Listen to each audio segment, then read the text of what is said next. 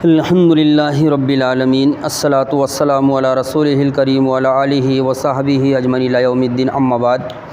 محترم بزرگ اور نوجوان ساتھیوں، کل الحمدللہ ہم نے تحیۃ الوضو اس کی اہمیت اور فضیلت کو جانا۔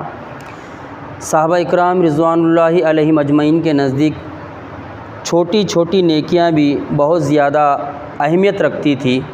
وہ چھوٹی چھوٹی نیکیوں کو بھی بہت بڑا سمجھتے تھے۔ مسلم شریف کی روایت ہے، ذرا دیکھیے صحابہ کرام کا ذوق اور شوق کیا تھا نیکیوں کے معاملے میں، وہ کتنے حریص تھے نیکیوں کے معاملے میں۔ مسلم شریف کی روایت ہے، اللہ کے رسول نے فرمایا، جس نے دن رات میں 12 رکعت نماز ادا کی اس کے لیے جنت میں گھر بنا دیا جاتا ہے۔ یہ 12 رکعت سنتیں ہیں، فرض تو پڑھنا چاہیے لیکن یہ 12 رکعت سنتیں ہیں۔ اللہ کے رسول فرما رہے ہیں، یہ روایت اس سے پہلے میں نے بیان فرمائی مسلم شریف کی، لیکن ذوق بتا رہا ہوں، میں آپ کو شوق بتا رہا ہوں صحابہ کرام کا نماز کے تعلق سے، نیکیوں کے تعلق سے۔ اللہ کے رسول نے فرمایا، جس نے دن اور رات میں 12 رکعت نماز ادا کی اللہ تعالیٰ اس کے لیے جنت میں گھر بنا دیتا ہے۔ اس کی راویہ کون ہے معلوم؟ اس کی راویہ ام حبیبہ رضی اللہ تعالی عنہا ہے۔ ان کے بارے میں آتا ہے کہ جب انہوں نے یہ حدیث بیان فرمائی تو اس کے بعد انہوں نے یہ 12 رکعت اپنی زندگی میں کبھی نہیں چھوڑا۔ ان سے حدیث سنی حضرت انبسہ رضی اللہ تعالی عنہا نے، یہ روایت حضرت ام حبیبہ سے حضرت انبسہ رضی اللہ تعالی عنہا نے سنا۔ ان کے بارے میں آتا ہے، جب حضرت انبسہ رضی اللہ تعالی عنہا نے یہ روایت سنا تو انہوں نے 12 رکعت اپنی زندگی میں کبھی نہیں چھوڑا۔ اس کے بعد جو ہے ایک صحابی کے بارے میں آتا ہے جن کا نام عمر ابن اوس رضی اللہ تعالیٰ عنہ تھا۔ جب ان تک اللہ کے رسول صلی اللہ علیہ وسلم کی یہ حدیث پہنچی کہ اللہ کے رسول صلی اللہ علیہ وسلم نے فرمایا ہے، جس نے دن رات میں 12 رکعت نماز ادا کی، وہ 12 رکعت کون سی ہیں؟ ایک بار اور دہرا دیتے ہیں۔ فجر سے پہلے کی 2 رکعت سنتیں، ظہر سے پہلے کی 4 رکعت سنتیں، ظہر کے بعد کی 2 رکعت سنتیں، مغرب کے بعد کی 2 رکعت سنتیں اور عشاء کے بعد کی 2 رکعت سنتیں، یہ کل ملا کے 12 رکعتیں ہیں۔ دیکھیے سنتوں کی بھی کتنی زیادہ اہمیت ہے۔ وہ کہا جاتا ہے نا، آم کے آم گٹلیوں کے دام۔ ذرا سمجھنے کی کوشش کیجیے میں کیا کہہ رہا ہوں۔ آم کے آم گٹلیوں کے دام۔ آم تو فائدہ پہنچاتے ہیں، گٹلیاں بھی فائدہ پہنچاتی ہے۔ ہم کو فرض ادا کرنا ہے، فرض کے علاوہ جو سنت اور نوافل ہے اس کا بھی پابند بننا ہے تاکہ اللہ تعالی ہمیں اور زیادہ مرتبہ اور مقام عطا فرمائے۔ عمر ابن اوس کے بارے میں آتا ہے کہ جب انہوں نے یہ حدیث سنی تو 12 رکعتیں کبھی نہیں چھوڑی۔ نعمان ابن سالم کے بارے میں آتا ہے رضی اللہ تعالیٰ عنہ، جب ان تک یہ حدیث پہنچی تو انہوں نے بھی 12 رکعتیں کبھی نہیں چھوڑی۔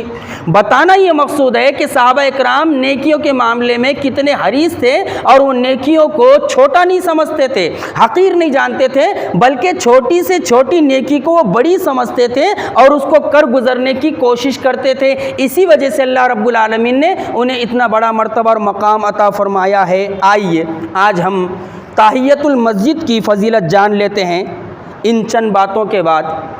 تحیۃ المسجد، میں اور آپ مسجد آئے، ہم نے وضو بنایا، ہمارے پاس وقت ہے تو نیکی کمانے کا ایک گولڈن چانس ہوتا ہے ہمارے پاس، اور وہ کیا ہے؟ وہ یہ ہے کہ اگر ہم مسجد میں آ گئے، مسجد میں آنے کے بعد ہمارے پاس وقت ہے، ہم وضو بنا لیں اور وضو بنانے کے بعد اس نیت کے ساتھ 2 رکعت نماز پڑھ لیں، تحیۃ المسجد۔ تحیۃ الوضو اس کی فضیلت کل گزر گئی، تحیۃ المسجد کی فضیلت دیکھتے ہیں اللہ کے رسول صلی اللہ علیہ وسلم نے اس کے بارے میں کیا بات ارشاد فرمائی۔ آئیے حدیث سنتے ہیں کہ اللہ کے رسول صلی اللہ علیہ وسلم نے کیا ارشاد فرمایا۔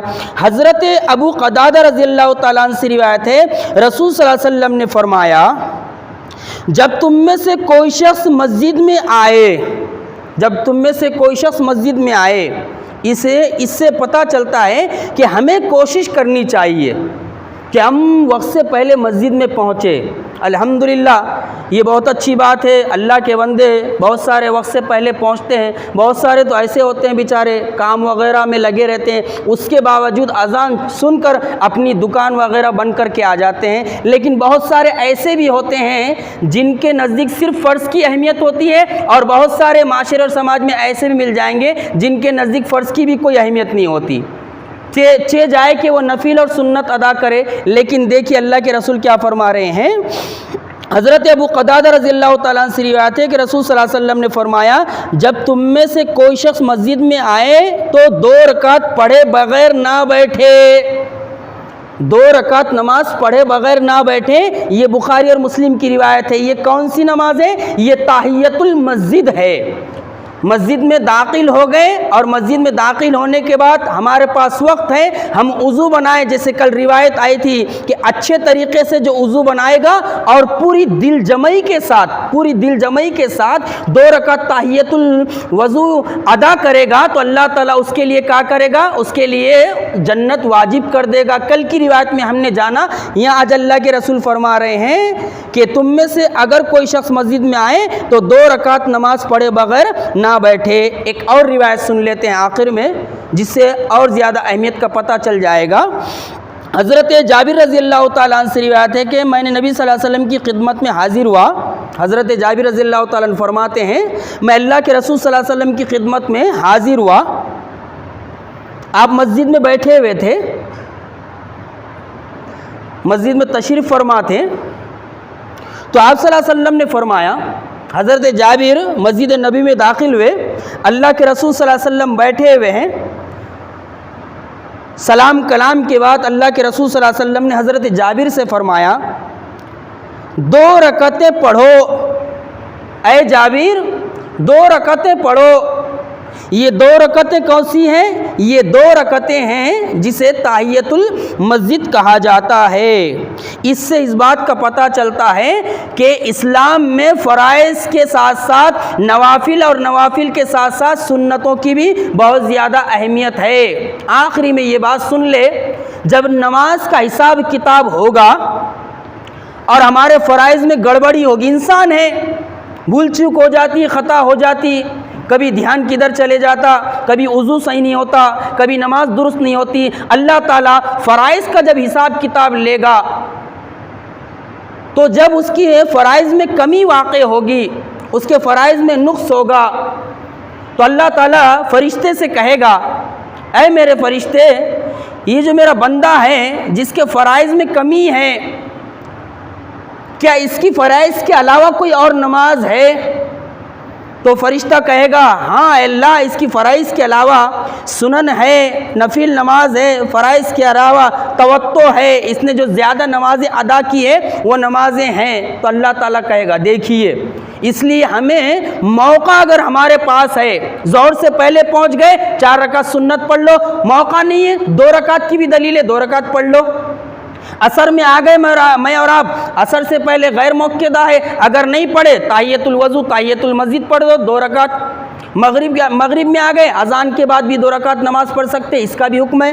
عشاء میں فرض سے پہلے کوئی نماز نہیں ہے، لیکن اگر ہمارے پاس وقت ہے تو 2 رکعت تحیۃ المسجد یا تحیۃ الوضو پڑھ لے۔ اور اس کے ساتھ ساتھ ایک ایسی نماز ہے جس کا ذکر ہم کریں گے، تہجد انشاءاللہ۔ تو اللہ تعالیٰ فرشتے سے کہے گا میرے یہ بندے کی جو نقص ہے فرض میں، اس کے علاوہ جو نمازیں ہیں یہ فرائض میں ملا دو۔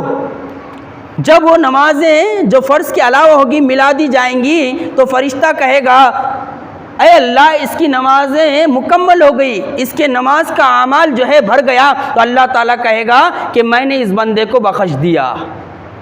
اس سے اندازہ لگا سکتے ہیں کہ اسلام میں فرائض کے ساتھ ساتھ سنت اور نوافل کی بھی اہمیت ہے۔ اللہ رب العالمین سے دعا ہے کہ اللہ رب العالمین ہمیں فرائض کے ساتھ ساتھ ان نمازوں کا اہتمام کرنے کی توفیق عطا فرمائے۔